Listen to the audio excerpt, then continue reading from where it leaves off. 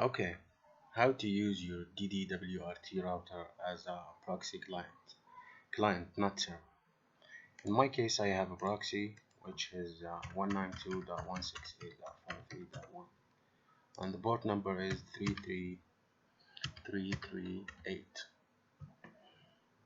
and I want to use that in my router, so it will be a client.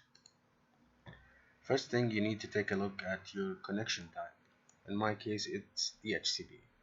If it's DHCP in your case, then you are good to go.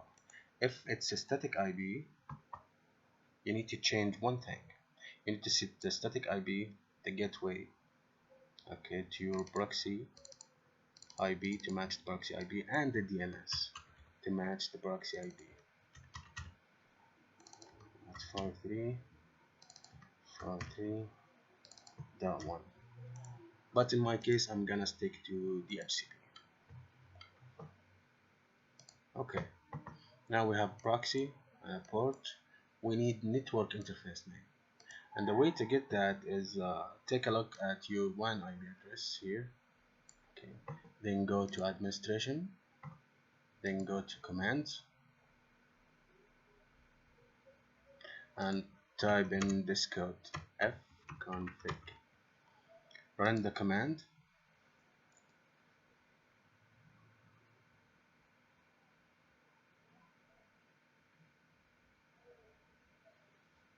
Okay, now the WAN IP address right here is right here also. So the network interface name is ETH1. Copy that. Now we have everything we need. Now we need to modify this code, set our proxy IP in here, the port, and change this, the network interface name. Okay, it's here, ETH1, here again, ETH1, and here, ETH1, and one more time, ETH1. Copy this code,